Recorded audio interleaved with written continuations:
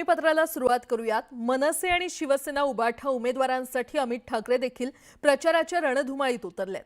Road show, शाखांना भेटी देत ते मतदारांना साथ घालतायत। नेमका अमित ठाकरे कोणत्या मुद्द्यांवर मतदारांना युतीला मत देण्याचे आवाहन करतायत ते आमच्या प्रतिनिधींनी जाणून घेतलेलं आहे। आपण ते पाहणारच आहोत। मात्र आपण पाहतोय अमित ठाकरे देखील प्रचारात उतरलेले आहेत।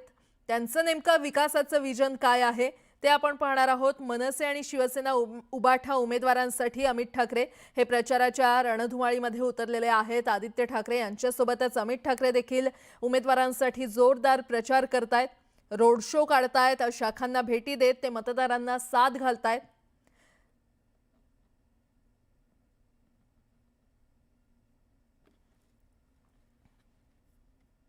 त्यामुळे त्यांचं नेमकं विकासाचं विजन काय आहे हे आपण जाणून घेणार आहोत। मुंबईतल्या उमेदवारांसाठी ते प्रचाराच्या मैदानात उतरलेले आहेत। एकीकडे आरोप प्रत्यारोप सुरू असताना उमेदवारांसाठी स्वतः अमित ठाकरे हे प्रचाराच्या रणधुमाळीत उतरलेत आणि नेमकं अमित ठाकरे कोणत्या मुद्द्यांवर मतदारांना युतीला मत देण्याचं आवाहन करतायत ते जाणून घेतलंय आमच्या प्रतिनिधी प्रणाली कापसे यांनी। प्रचार होत असतो, प्रचारामध्ये एकमेकांवर आरोप प्रत्यारोप होत असतात, एकमेकांच्या कामामधल्या त्रुटी सुद्धा सांगितल्या जातात। तशाच काही त्रुटी गेल्या वेळेला तुम्ही आदित्यबद्दल सांगितल्या होत्या, पण ह्या 4-6 महिन्यात बरंच काही बदललंय। जे बदललेलं चित्र आम्हाला दिसतंय। आदित्य ठाकरेंबरोबर आधीपासूनच तुमचा संवाद होता का? तू बोलला तर बेटर आहे, मला खूप आवडलं।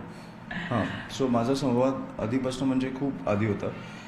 भाऊ म्हणून मी त्याच्याशी खूप जवळ होतो, कारण एज गॅप कमी होता आमच्यात, त्याच्यामुळे मी मातोश्रीला खूप असायचो आणि भाऊ म्हणून तसं बघायला गेलं तर राहुल असेल, निहार असेल, माझ्यापेक्षा खूप मोठे आहेत, पण आदित्य माझ्या जवळचा होता। मग यश आहे जो माझ्या आत्याचा मुलगा आहे, किंवा आकाश आहे जो माझ्या मावशीचा मुलगा आहे, हे आम्ही खूप क्लोज होतो आणि आम्ही मातोश्रीवर खूपदा जायचो।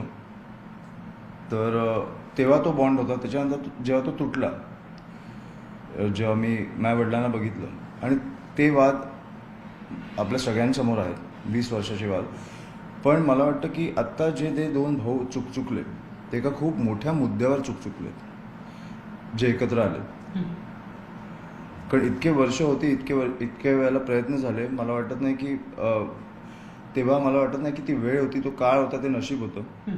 आता खूप वर्षांनी ते नशीब आलंय आणि आता आल्यावर मी माझं सगळं बॅगेज बाजूला ठेवलं। महानगरपालिकेची निवडणूक म्हणून तुम्ही ही पहिलीच निवडणूक आहे जी तुम्ही अनुभवत आहात। या निवडणुकीचा अनुभव कसा आहे आणि या दोन गोष्टीतला फरक कसा आहे? मला फरक अजिबात नाही वाटत आहे, कारण मी त्या दिवशी आमचं जेव्हा वचननाम्याचं प्रेझेंटेशन झालं तेव्हा पण मी बोललो की तुम्ही नगरसेवक झाला म्हणजे मी झालो। मी सगळ्यांकडनं काम करून ते घेणार, जी माझी इच्छा असणार, जे आपण वचननामे दिले, त्यांची इच्छाशक्ती आहेच, पण त्याच्यात माझी इच्छाशक्ती जोडली जाणार आहे। तर तुम्हाला 5 वर्षात एक वेगळी मुंबई दिसेल। मी तुम्हाला सांगतो तसं की प्रचार मी माझ्यासाठी जसा केला तसाच त्यांच्यासाठी करतो। महानगरपालिकेची सत्ता आपल्या हातात आली तर जे जाहीरनाम्यामध्ये तुम्ही म्हटलेलं आहे त्यातल्या कुठल्या मुद्द्यांना तुम्ही प्रायोरिटी देणार? कारण पुन्हा असतो की दृष्टिकोनाचा फरक असतो। तरुण पिढी ही वेगळ्या दृष्टीनं बघत असते शहराला, वाढत्या शहरीकरणाला, तिथे उद्योगाच्या संधी मिळणं, तिथे रोजगाराच्या संधी मिळणं, याला ती खूप वेगळ्या पद्धतीनं बघत असतात। जी ओल्ड जनरेशन आहे तिचे पॅरामीटर कदाचित वेगळे असतात। तुमचे पॅरामीटर काय आहे? किंवा हवा AQI, दिवसाला आपण आज न फुकता आपण 11 सिगरेट्स फुकतोय। हे तुम्ही माना किंवा नका मानू, हे मी तुम्हाला रिपोर्टच्या अनुसार सांगतोय। एवढी घाणेरडी हवा आहे आपली बाहेर।